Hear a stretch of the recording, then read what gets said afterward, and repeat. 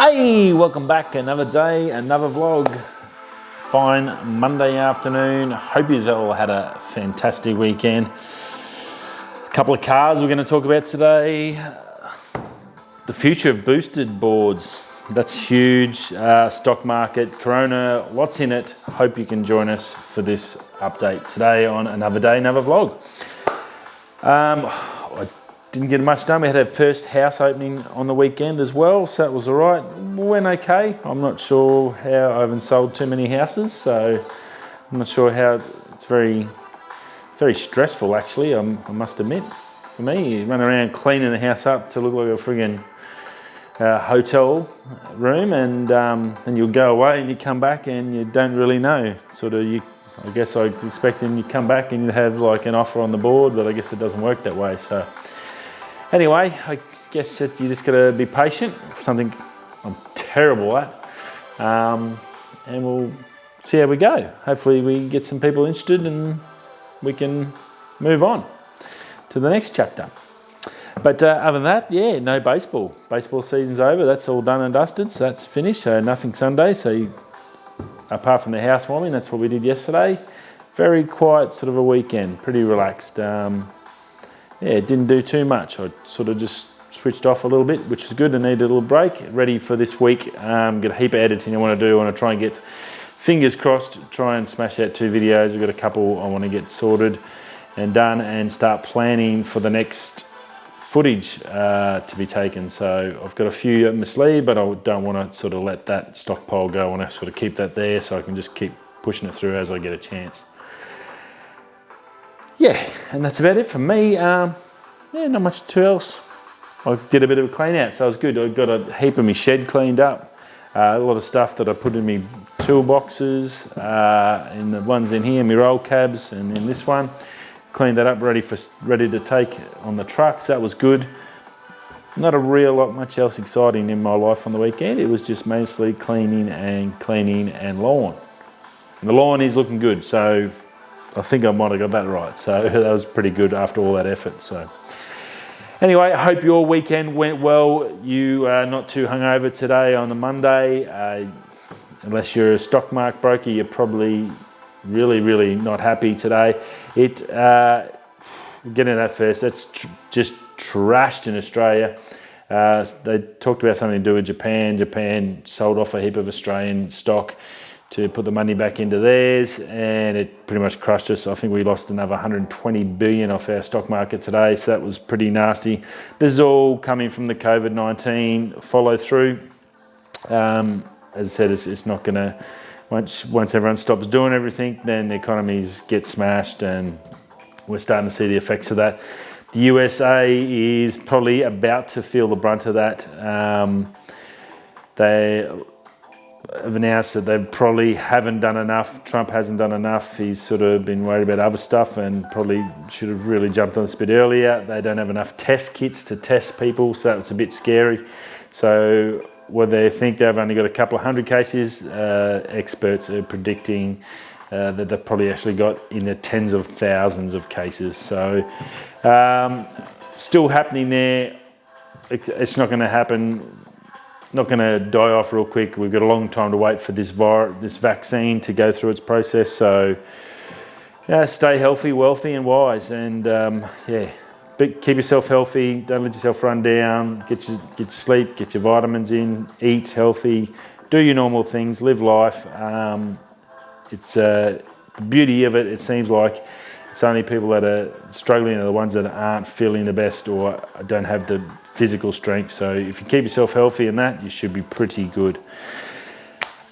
Rightio. Now, on top of that, with the USA economy about to get smashed as well, and they're going to probably cop a fair hiding this week, I'd say. We're going to talk about boosted boards. Now, I have done a video in the past about how electric boosted scooters were banned in Australia, as well as we talked about the other day, electric bikes as well, that after I've done a bit of a search, they're in the same category. Basically, over 250 watts for them, you might as well, you're totally illegal, so it's a waste of time even buying one. And even the 250 watt ones, I've seen companies selling them for like $3,000, which is just ridiculous because they wouldn't even go halfway near fast. So what a waste of money. But so yeah, sort of, and I think boosted boards are feeling the effects of stuff like that, but also the tariffs with China that Trump put on has smashed a lot of the little mini electric companies. Boosted board has got rid of a heap of staff. 130 staff, they're saying around about 100 mark have been let go. They can't get products from China in because of the tariffs. It's put like 25% markup on top of them, so they're not making any money. Really, really struggling. And that's a shame because they were one of probably the first major one to really push these electric mobility devices, and I think they're brilliant and they should be, and the governments should be doing more to assist these guys, with the legislation to get it unlocked up in stupid countries like Australia where it's illegal. I mean, it's all fine, you can go and do it, and that's fine, and I understand that, but if you have an accident or something, that's when you're screwed because you won't get insurance because it's illegal, or you'll hurt someone that'll have a proper accident and you'll get sued or something stupid like that. That's when it all turns to tears. And that's the bit I worry about. I hate being a pessimist, but I guess it's sort of been part of being a mechanic. We're always trained to look for the things wrong in everything. We mechanics don't get paid to look for good things. We always look for the bad things. Yeah. So yeah, that's where my concern of it. So the governments need to get rid of these stupid restrictions. Bike paths, put speed signs on the bike paths. If you have to, put speed cameras up if you want to have a speed limit of say 30, 40 k's an hour, or 45 k's, 50 k's an hour on a bike path, because that's what a bike can do anyway. So it can't be any less than 60, because some of those bikes, if they're pushing it and going flat stick, they'll be in the mid 50s. So there's no reason why they can't be on the bike paths. I'd be designating them all to bike paths and footpaths. I'd keep them off the roads, but there's definitely easy ways you could fix this to that. Restricting the power outage just completely defeats the purpose of the actual unit, so it's not even worth having them. So no one's going to drive to work at 5 k's an hour on a scooter when you can get a bus and be there. So yeah, anyway. So a bit of a shame on Boosted's part. Hopefully they can bounce out. They're looking at getting a new owner and getting some cash in there. So fingers crossed that they don't go under, because that'll mean most of the other ones will probably fold as well. It's a real shame. You can get cheaper ones, but they're pretty shittily made, crap lights, crap braking systems, and all the shit that comes with crap stuff. So, and that's the stuff you don't want people riding on, because that's when they will have the accidents, unfortunately. So fingers crossed the governments pull their heads in a bit and look at these electric mobility scooters and electric bikes and skateboards as a way to reduce the road congestion and all the hazards and stress involved with people going to work, and all the carbon monoxide getting pumped in the atmosphere as well. You can look at it in many ways on the benefits of this stuff, and the government obviously needs to do something about it to help these guys out to stay alive. Phase 1. I don't know if you've noticed on YouTube lately, I've been getting a fair few phase 1. I know I follow a heap of photography channels, and that's understandable. Phase 1, beautiful, medium format, gorgeous camera. I'd love to own one, but it's 50 grand. I just don't know what they're achieving by advertising. It's like you don't really see Ferrari advertising on normal television, or Bentley or Rolls Royce. It's such a small group of people that can afford these things. No one's just going to be off the street go, oh yeah, I'd love to, I want to buy a camera, I'm just going to go buy a phase 1 medium format. How much? Oh, 45,000 for the body, and another 20 grand for a lens. Do you want 3 lenses? 60 grand, so let's call it $100,000. So yeah, and I don't think that the people that can afford it are really sitting back and watching YouTube. So I thought I'd mention it, I thought it was just a bit strange. It's like very rare. I don't know what their who they're trying to attack. Maybe the photographers, the doctors, the lawyers that are watching these YouTube photographers and getting tips and tricks.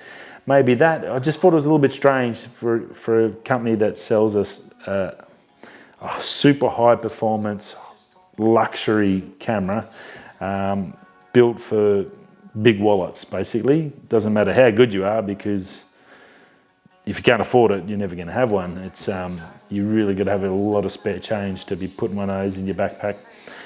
I'd love one. It'd be sort of one of the things, if you won the lottery, you'd probably go and buy something like that, or a Hasselblad or something like that to run around and take photos with. But until then, yeah. But yeah, so I just thought it was a bit weird. I thought I'd chuck that one in there. I've seen a lot of their ads, fantastic ads and all that. That's great. And come on board and join the team and all that. And I'd love to. I just definitely can. Even the second hand, I've looked at them, like 15, 20 grand for a camera. So it's not a cheap option. I just thought it was a bit strange to have the advertising pumping through YouTube. It's it'd be interesting if anyone knows sort of what, I'm assuming it's sort of like those guys that are coming just to get some tips and tricks, and they're the doctors and lawyers with the big bucks that might see that and go, oh, I'll try that out. But maybe so. Maybe I'm just a bit funny in the head. Anyway, 2 new cars. Close to my heart, actually, because in the next couple of years I need to buy a car. Not this next year while I'm moving houses. Once we get that all sorted, probably in the 12 months after that, I want to get a car. We'll have paid off our family car, and then I can actually look at finally getting a car for myself. The Nissan Navara N-Trek Warrior is out. Now that's been a Datsun boy, grow up with Datsun, big Datsun fan. Datsun now Nissan. Obviously they have the Navara twin cab ute here in Australia. It's only a little one, but it's not like your Titan in the States, but a good little ute. It's about the right price too. It's not ridiculously overpriced. They've come out with an N-Trek Warrior pram car, or pram car, I think it is, pram car.